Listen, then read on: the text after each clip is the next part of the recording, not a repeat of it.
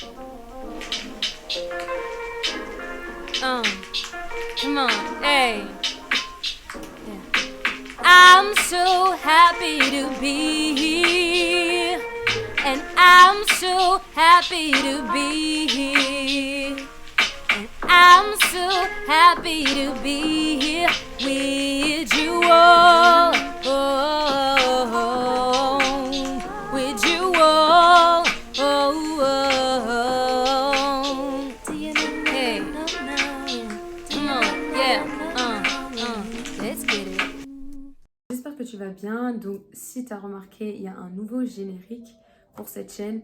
Je l'ai créé tout simplement spécialement pour YouTube et je trouve que ça tombe à pic de le mettre justement à la rentrée. Qui dit rentrée dit nouvelle résolution, dit nouvelle préparation et nouvel impact. Donc le Seigneur, ce mois-ci, il a un message. J'avais complètement oublié, et je voulais m'excuser, du message de mois d'août que j'avais pas fait.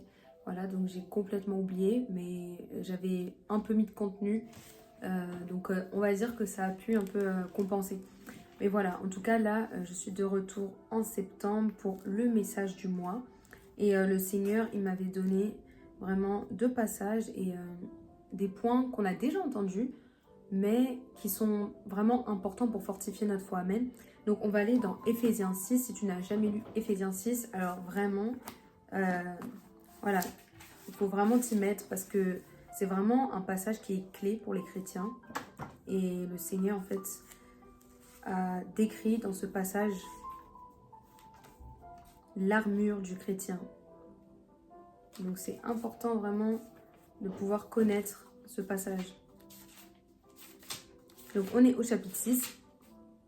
Chapitre 6, verset 10. Donc on va lire ensemble. Enfin, mes frères et sœurs, fortifiez-vous dans le Seigneur et dans sa force toute puissante. Revêtez-vous de toutes les armes de Dieu afin de pouvoir tenir ferme contre les manœuvres du diable.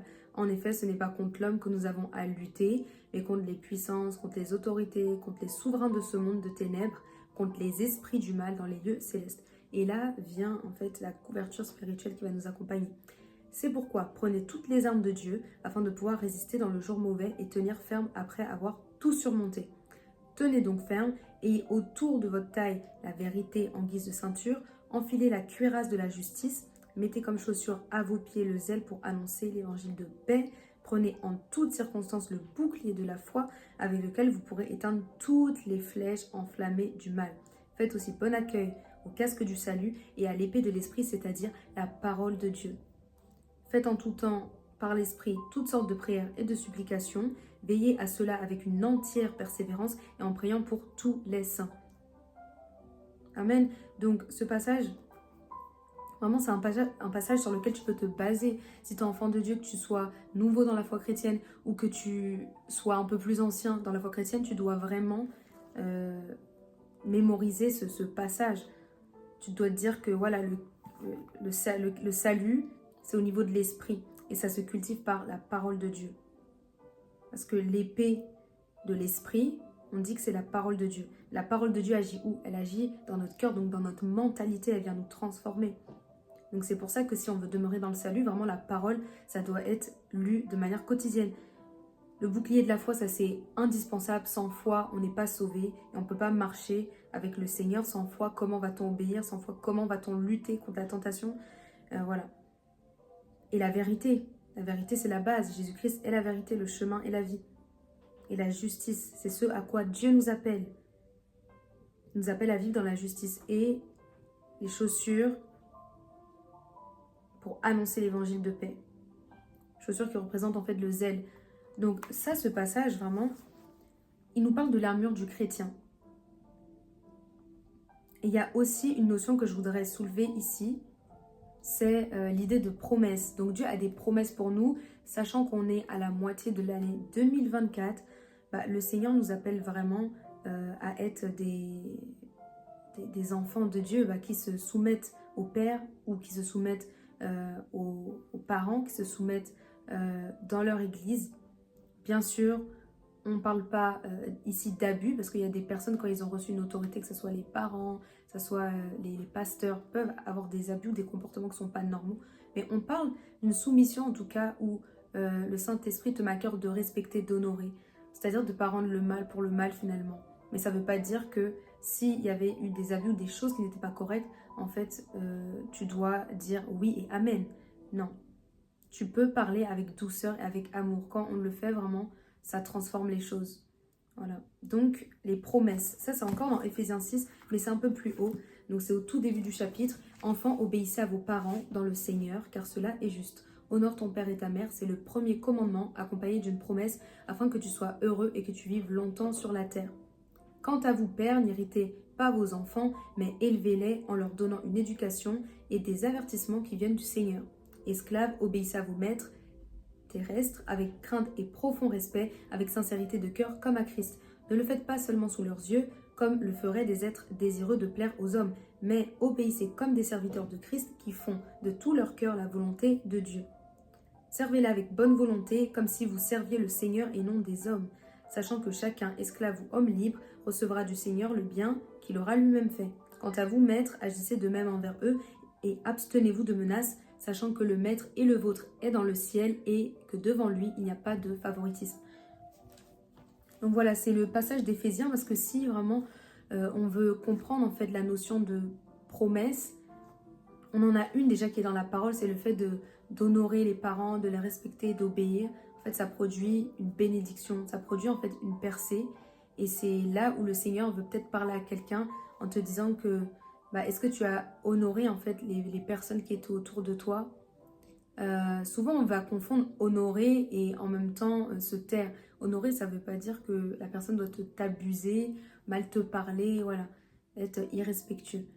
Ça veut juste dire que toi tu dois faire ton travail parce que c'est ce que Dieu t'a donné de faire, d'obéir. Et s'il y a quelqu'un auquel tu es soumis, lui il doit dans l'autre sens en fait te protéger. La notion d'autorité, en fait, ça vient avec la protection. Souvent, on voit ça comme un joug, alors que le Seigneur nous a dit venez tous à moi qui êtes chargés et fatigués, et je vous donnerai du repos, car mon joug est léger, il est facile à porter.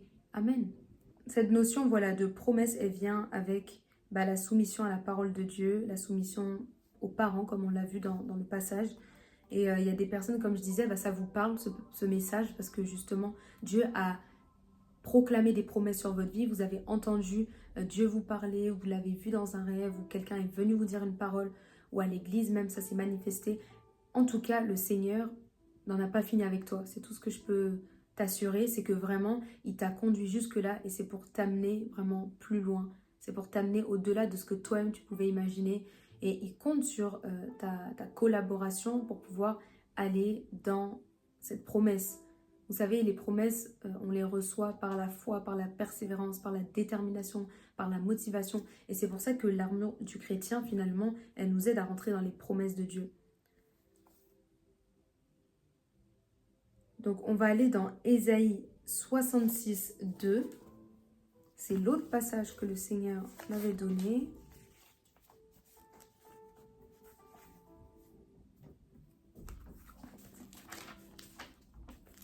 Et j'espère vraiment que ça pourra vous faire du bien, que vous sentirez consolé. Voilà, parce que le Seigneur veut vraiment apporter sa consolation. Donc on est dans Ésaïe 66. On est au verset 2. On va lire à partir du verset 2, même si le 1 est quand même intéressant. Tout cela, c'est ma main qui l'a fait. Donc là, le Seigneur parle. On va quand même lire le verset 1 pour que vous compreniez. Voici ce que dit l'Éternel. Le ciel est mon trône et la terre mon marchepied. Quelle maison pourrez-vous me construire et quel endroit pourrait être mon lieu de repos?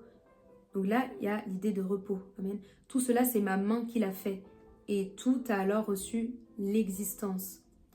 Et là, c'est le verset qui est important. Donc, c'était pas le verset 2, mais c'était le verset 1 et 3 finalement, qui sont importants. Le repos, retenez, et là on va lire le verset 3. Voici sur qui je porterai les regards, sur celui qui est humble et à l'esprit abattu, sur celui qui fait preuve de respect vis-à-vis de ma parole. Donc il y a le mot repos dans le verset 1, dans le verset 3, il y a le mot humble. Donc ça c'est intéressant quand même, parce que le Seigneur veut nous rappeler que c'est l'humilité en fait qui précède la gloire, et que c'est le respect vis-à-vis de sa parole qui attire en fait la gloire dans notre vie. Et j'ai noté que la gloire vient quand on est brisé. Mais avec le brisement vient la consolation. Je te le dis encore une fois pour que tu puisses bien retenir, la gloire vient quand on est brisé. L'humilité précède la gloire. Amen. Mais dans le brisement, il y aura la consolation. Avec le brisement vient la consolation. Amen. Donc qu'est-ce que la gloire? La gloire, c'est l'espérance des promesses que Dieu a pour toi. Et ça s'oppose aux circonstances en fait. Les circonstances de ce monde que tu peux voir, que ce soit les guerres, que ce soit la confusion, le chaos, l'instabilité dans les pays, dans les gouvernements, la famine même. Voilà, toutes ces choses-là, les maladies, ce sont des circonstances. Mais ça n'empêche pas le plan de Dieu de s'accomplir. Parce que c'est des circonstances auxquelles on ne doit pas rester fixé. On doit au contraire rester fixé sur Dieu et non sur ces circonstances qu'on voit à la télé, qu'on voit dans les médias, sur les réseaux sociaux. Donc la gloire vient quand on est brisé et la gloire apporte vraiment cette espérance. Parce que cette espérance, elle produit la persévérance. Quand tu espères, tu t'attends à recevoir. Et quand tu reçois, tu as la gloire de Dieu en fait. Donc c'est les deux passages qu'on a vus qui résument finalement le message du mois de septembre, c'est-à-dire Ésaïe 66 et Éphésiens 6. Donc un dans le Nouveau Testament, un dans l'Ancien Testament. Maintenant, j'avais aussi d'autres choses que le Seigneur me disait, c'est qu'il allait juger les méchants. Voilà, juger les méchants, c'est-à-dire c'est les non-croyants, c'est les personnes qui se comportent mal vis-à-vis du peuple, les personnes qui font du mal, voilà, et qui sont là pour détruire. Donc ça peut être des chefs, des autorités, voilà, qui sont placés au pouvoir, et le Seigneur veut agir, il veut traiter selon leurs œuvres les dirigeants qui n'obéissent pas à sa voix, qui emmènent le peuple dans une autre direction pour se perdre, tout simplement. Et j'ai à cœur de dire à quelqu'un, là où il y a un complot, je déclare la percée. Si on avait comploté contre toi, toi qui attends les promesses de Dieu, eh bien sache que là on avait aussi comploté, eh bien tu recevras la percée. Et le Seigneur me disait aussi que dans l'église, il allait en fait faire un tri, encore une fois, et remenacer en fait les hommes de Dieu, les femmes de Dieu, qui ne savent pas en fait guider le peuple de Dieu vers la vérité ou vers lui, et qui tournent plutôt le regard du peuple vers eux-mêmes, pour des profits, pour des intérêts personnels.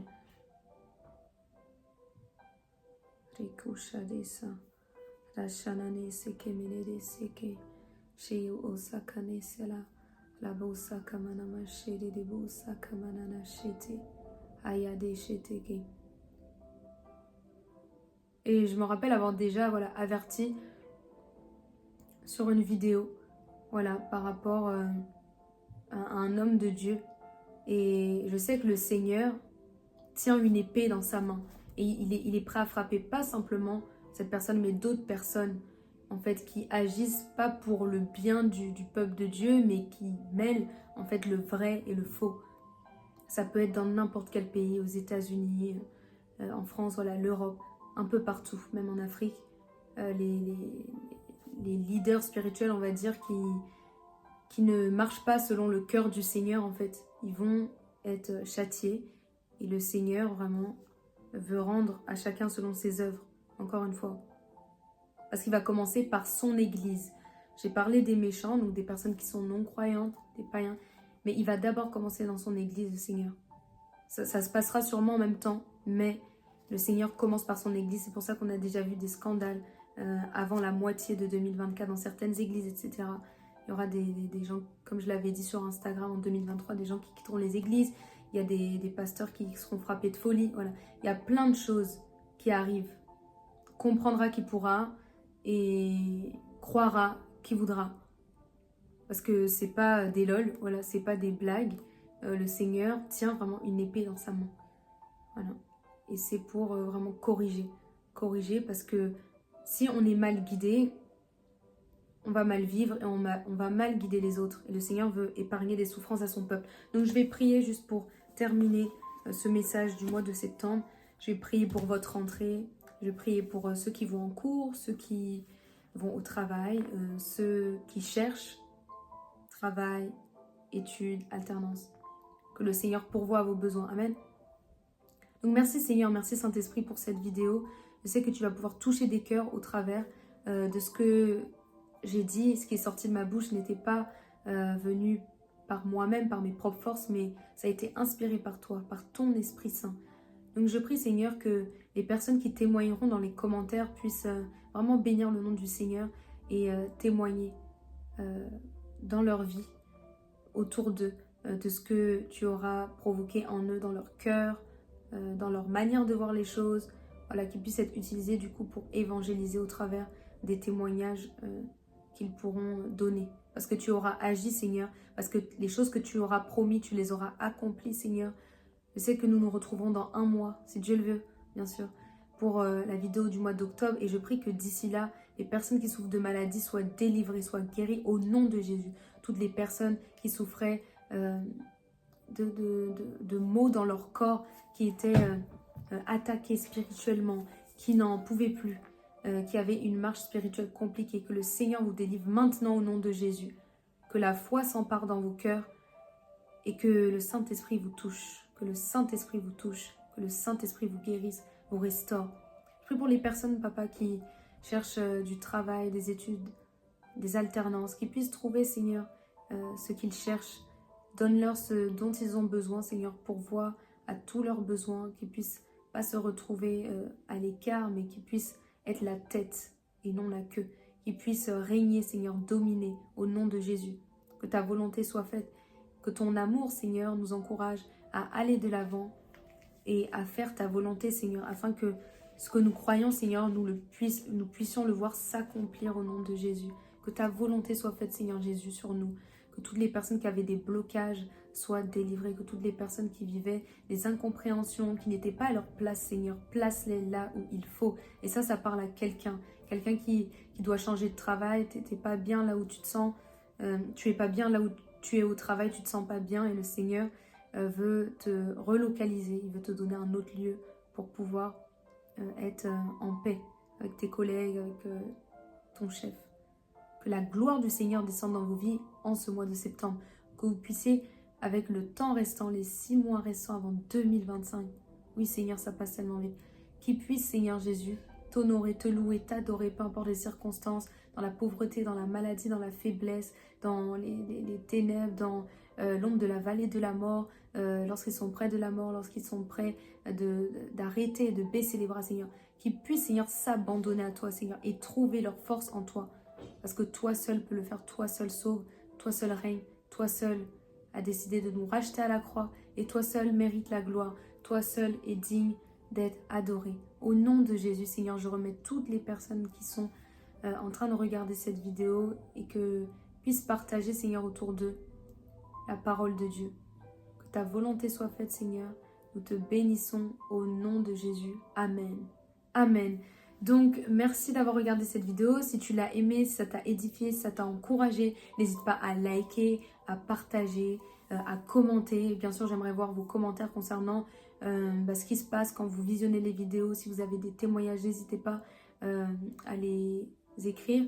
Et on se retrouve pour une très prochaine vidéo. Bye!